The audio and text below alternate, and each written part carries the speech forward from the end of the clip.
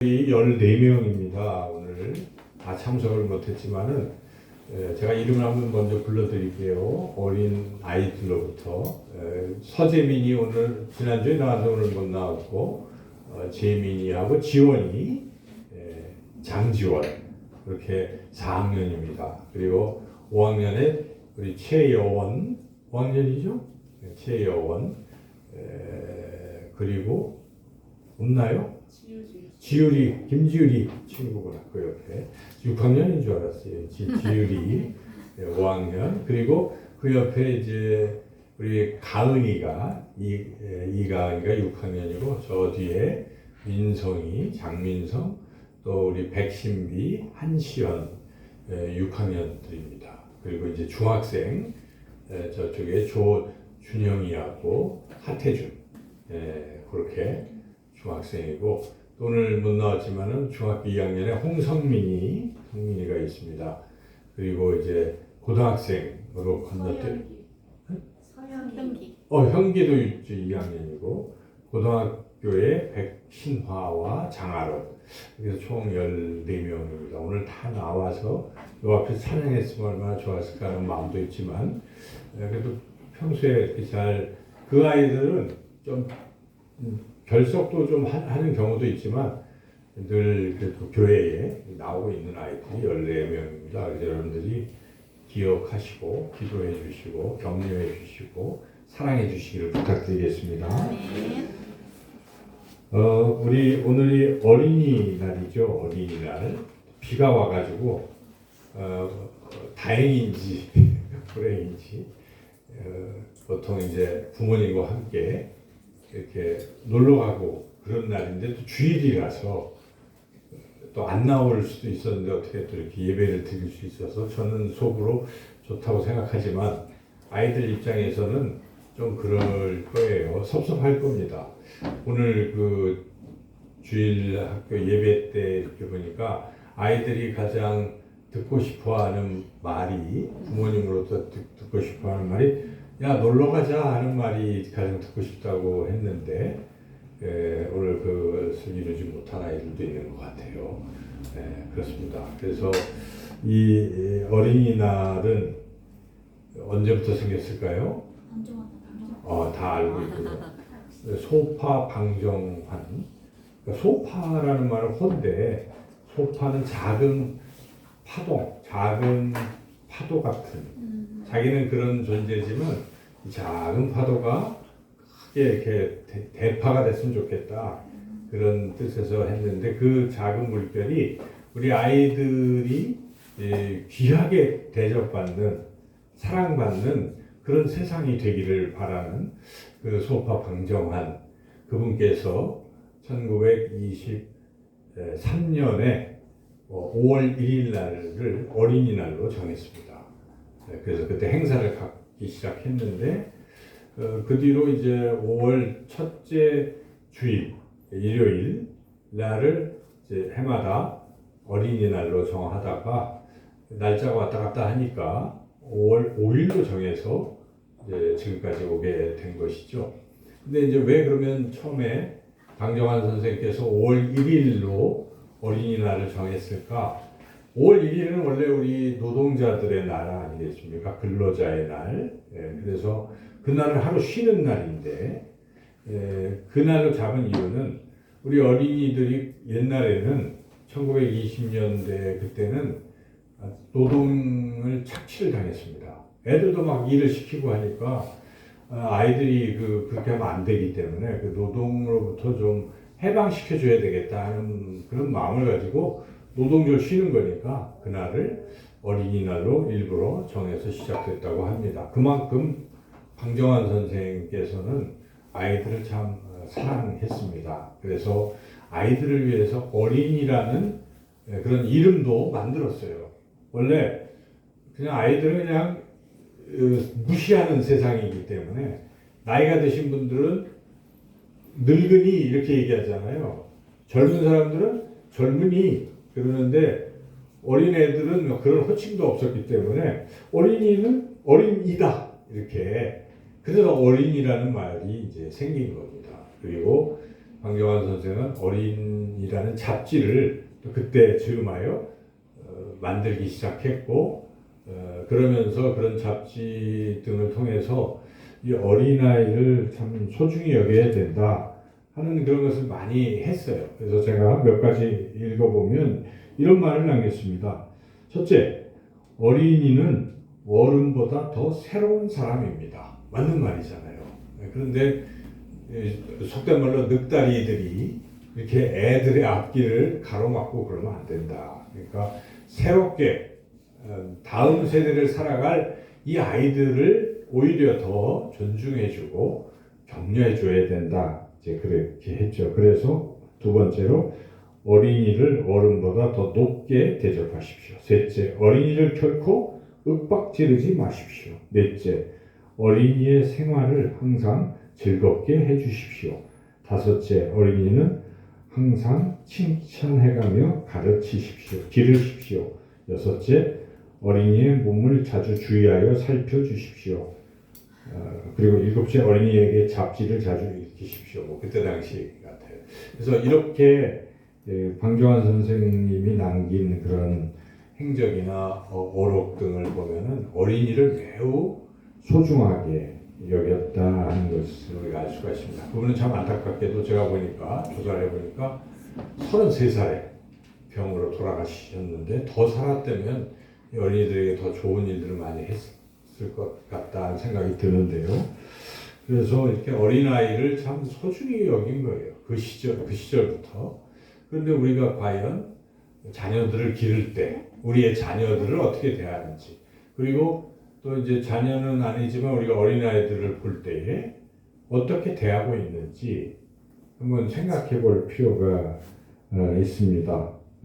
혹시 애들의 말도 들어보지 않고 자기가 좀 화가 난다고 화부터 내지는 않고 있나, 아이들도 다 무슨 얘기할 기회를 줘야 되거든요. 그래서 일단 화내기 전에 우리가 어른들끼리 화를 못 내잖아요. 물어보잖아요. 그래서 서로 따져볼 수가 있는데 이제 애들은 그냥 일단 권위를 가지고 무시하는, 그리고 또 뭐라고 얘기하면 어디서 말됐고야 이렇게 윽박지르기도 하고, 그게 이제 보통 부모들이 자녀들을 대하는, 또 사회에서도 이제 그렇게, 또는 이것도 안 되는 거예요. 애들한테 존중해주고 실패할 기회도 주고 해야 되는데 그냥 무조건 정답만 가르쳐주고 이대로 해, 다 가르쳐 줘버리면 아이들은 책임을 안 지는 것이고 그냥 시키는 것만 할 뿐이지. 근데 실패를 하게 되면 이 자기 때문에 잘못했기 때문에 책임감도 느끼고 또 고치려고도 하고 스스로 성장하는 겁니다. 그래서 우리가 왜 젊은 사람들을 자꾸 실패할 기회를 주라고 하잖아요. 실패는 성공의 어머니이기 때문에 크는 거예요, 그동안. 그래서 아이들에게 그렇게 성장할 기회를 박탈하는 것도 문제가 될 수도 있어요. 그리고 또 아이들끼리 서로 비교를 막 이렇게 하는 경우가 있어요. 제 앞집에 철수는 잘하는데 너는 왜 그러느냐, 뭐 이러면 애들이지만 상처를 받잖아요. 주눅이 들고. 그래서 그럼 결코 비교하는 말, 또는 뭐 너는 어째 맨날 그 모양이냐, 내가 뭐 그럴 줄 알았어, 이렇게 단정적으로 아이들을 자꾸 그렇게 해버리면 애들은 그냥 그렇게 돼버리기 때문에 항상 우리가 아이들을 너는 잘할 수 있어 칭찬하고 존중해주고 할 필요가 있다 하는 것이죠. 오늘 우리가 읽었던 이 말씀에서 우리 예수님은 우리 어린아이들을 어떻게 대하라고 우리에게 가르치고 있습니까? 그리고 말씀을 통해서 우리 아이들을 어떻게 대해야 될지 함께 은혜를 나누고자 합니다. 첫째는 아이들을 본받으라는 것이, 예수님께서 아이들을 본받고 그들처럼 되라 이렇게 말씀하시는 겁니다. 한번 우리 오늘 본문의 3절 말씀 같이 한번 읽어보겠습니다. 이르시되 진실로 너희에게 이르노니 너희가 돌이켜 어린아이들과 같이 되지 아니하면 결단코 천국에 들어가지 못하리라. 어린아이들과 같이 되라고 하고 있잖아요. 그죠? 어린아이들을 본받아서 어린아이 같이 돼야 된다는 겁니다. 안 되는 건 할 수 없는 게 아니라 안 되면 어떻게 됩니까? 천국에 못 들어간다는 거예요. 그러니까 우리가 어린아이 같이 돼야 되는구나. 이게 주님이 하신 말씀인데, 그럼 우리가 생각할 때 그럼 우리는 유치하게 애들처럼 그냥 하는 말인가? 그런 뜻은 아니겠죠. 주님이 어린아이 같이 되라고 할 때는 무슨 의미가 있는 거예요? 아이들처럼 뭐 성장도 안 하고 이런 뜻이 아니고, 어린아이들에게도 배울 것이 있는데 그런 모습을 회복해라, 그런 뜻입니다. 우리가 잘 아는 시가 있잖아요. 무지개라는 시를 들어보셨나요? 저 중학생들? 준영이, 태준이 학교에서 아직 안 배웠어요? 배울 거예요. 곧 2학년 워즈워드에 무지개라는 시가 있어요. 아주 유명한 거죠. 제가 한번 읽어보겠습니다. 하늘의 무지개를 바라보면 내 가슴은 뛰노라. 나 어려서 그러하였고 어른된 지금도 그러하거늘 난 늙어서도 그러하리라. 요 대목까지 여러분이 생각해 보면 진짜 우리가 무지개 보면 가슴이 막 뜁니까? 지금도? 무지개야.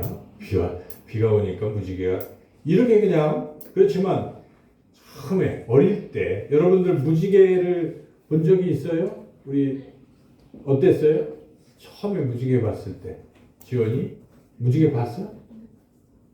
봤지? 어땠어? 참 신기하죠? 무지개. 그때 그런 감동, 마음에 멋있다. 참 하나님이 만드신 자연의 세계는 참 경이롭다. 이런 마음이 이렇게 들고 하는 거죠. 처음에는. 근데 나이가 들면 어떻습니까? 그냥 무지개인가 보다. 바빠. 지금 무지개는 무슨 무지개야? 이렇게 살아가는 인생이 될 수 있다는 것입니다. 근데 워즈워드는 그게 아니라는 것입니다. 어릴 때 그랬는데 젊을 때도 그렇고 늙어서도 그렇고, 만약에 아니면 늙어서 무지개 보고 가슴이 안 뛰면 그 이어지는 시는 이렇습니다. 아니면 이제라도 나의 목숨을 거두어 가소서 하면서 다음에 한 말이 어린이는 어른의 아버지라는 유명한 말을 남긴 거죠. 원컨대 내 생애의 하루하루가 자연의 경외심으로 이어지기를. 이렇게. 그러니까 이 워즈워드가 이 시를 통해서 노래한 것은 어린아이의 그 순수함, 무지개만 봐도 가슴이 뛰는 이 순수함은 배워야 된다는 것입니다. 배운다는 측면에서 어린이가 어른들의 아버지 뻘이 된다. 이렇게 노래한 거죠. 그래서 우리가 아이들이지만 배울 게 있어요. 그러한 순수함. 우리는 때가 묻어가지고 이미 생각들이 아주 더럽혀졌거나 복잡해지고 말았지만은 아이들은 보면은 그렇다는 것이죠. 그래서 뭐 예를 들어서 한 5월인데 밖에 왜 그 벚꽃 뭐 이런 거 보면은 하얀 게 이렇게 내리잖아요. 근데 우리 같으면 그냥 꽃가루가 흩날리네 이렇게 생각하잖아요. 근데 그걸 보고 한 5살짜리는 뭐라고 얘기합니까? 눈이 내리네 이제 이렇게 얘기를 했을 때 뭐 어른들의 관점에서는 이게 어리석게 느껴지지만 아이들에게는 그게 눈처럼 느껴지는 그런 순수함이 있다는 것이죠. 그래서 그러한 측면의 순수함을 배우라 이런 뜻에서 워즈워드가 이렇게 그런 시를 쓴 것이죠. 근데 비슷한 얘기를 한 사람이 있어요. 그림 잘 그리는 피카소에 대해서 들어보셨어요? 네, 피카소. 피카소가 이런 얘기를 했어요. 모든 어린이는 예술가다. 문제는 어떻게 하면 이들이 커서도 예술가로 남을 수 있게 하느냐, 그것이 문제다. 이 얘기는 무슨 말입니까? 사람은 어릴 때는 다 예술가의 그런 마음이 다 있고 그런 능력이 있는데 나이가 들면서 세상의 복잡한 속에서 그러한 예술가적인 기질이 다 사라지고 그렇다는 것이죠. 그래서 그런 예술가적 기질, 그런 순수함이 아이들에게 있다는 것입니다. 어른은 그런 걸 배워야 된다. 이런 뜻에서 피카소가 그런 얘기도 한 것이죠. 그만큼 우리가 어린아이에게서 배워야 할 것들이 있는데 오늘 이 말씀을 통해서 예수님께서 어린아이 같이 되라 할 때 뭐를 배우라고 하신 말씀인가 우리가 거기에 주목해야 됩니다. 그것이 무엇일까요? 이어지는 4절에 답이 나와 있어요. 4절 우리가 다 같이 한 목소리로 4절을 읽어볼까요? 시작. 그러므로 누구든지 이 어린아이와 같이 자기를 낮추는 사람이 천국에서 큰 자다. 이 얘기잖아요. 자기를 낮추는 것. 자기를 낮추는 것. 이게 어린아이에게 있다는 것입니다. 어른이 되면 여러분 어떻습니까? 다 자기가 잘나는 거예요. 그죠? 누구든지 잘났다고 생각해요. 그래서 남의 얘기 안 듣습니다. 여러분 남의 얘기 아무리 그래도 안 들어요. 그죠? 자기 생각을 고집할 수 있고 자기의 주관이 뚜렷하다고 하면서 인간이 그렇게 점점 변화될 수가 있어요. 근데 아이들은 어떻습니까? 말하면 말한 대로 들어요. 우리 아이들에게 제가 십자가의 복음을 전했어요. 이 교회 왔을 때. 근데 우리 지원이는 그냥 그때 딱 받았어요. 받고 예수님을 영접하고 언제나 물어봐도 예수님이 내 안에 있고 예수님을 믿는단 말이죠. 그렇게 받아들이는 거예요. 그래서 예수님은 어린아이같이 그것을 천국을 받아들이지 아니하면 결단과 천국에 들어갈 수 없다 말씀하신 것은 이 자세를 말하는 것이에요.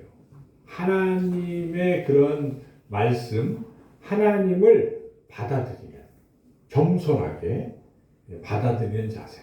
이 자세는 자기를 낮추는 사람만이 가능해요. 근데 여기에 자기를 낮춘다는 것은 1차적으로는 하나님과 사람 사이의 관계를 말하는 것이에요. 하나님 앞에서 자기를 겸손히 낮출 수 있는 이런 마음. 그래서 하나님 말씀이라고 그러면 무조건 순종하는 거예요. 그렇죠.